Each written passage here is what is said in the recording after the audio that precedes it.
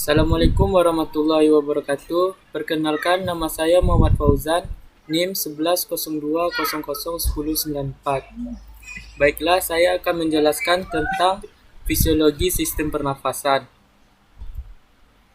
Respirasi adalah proses penyediaan oksigen bagi seluruh sel yang ada dalam tubuh dan mengeluarkan kelebihan karbon dioksida sebagai hasil samping metabolisme sel yang tidak diperlukan. Sistem respirasi berperan untuk menukar udara ke permukaan dalam paru. Udara masuk dan menetap dalam sistem pernafasan dan masuk dalam pernafasan oto.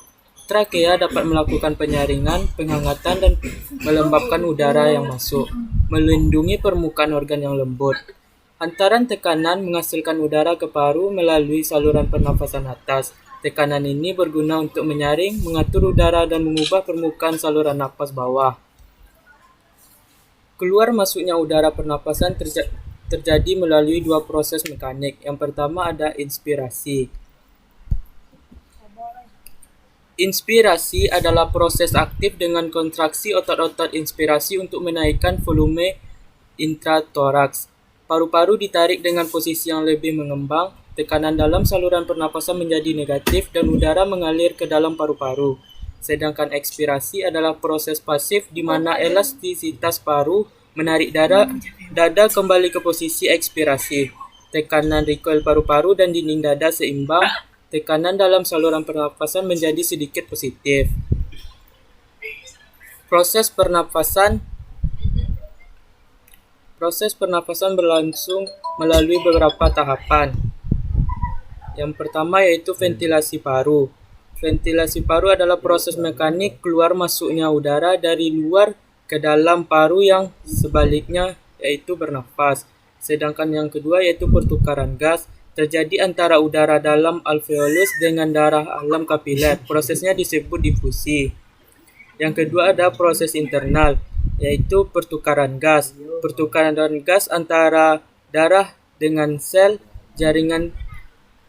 Yang kedua adalah utilisasi O2, yaitu pemakaian oksigen dalam sel pada reaksi pelepasan energi.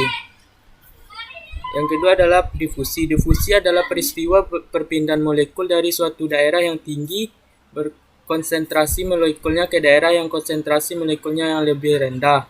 Juga merupakan peristiwa pasif yang tidak butuh energi ekstra. Fungsi dari sistem pernafasan yaitu satu, menyediakan area yang memadai untuk pertukaran gas antara udara dan sirkulasi darah. Yang kedua, transport udara dari dan ke pertukaran permukaan di paru-paru.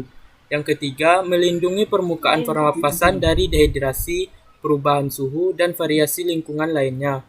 Yang keempat, mempertahankan sistem pernafasan dan jaringan lain dari invasi oleh patogen mikroorganisme. Yang kelima, memproduksi suara yang terlibat dalam berbicara, bernyanyi, atau komunikasi nonverbal.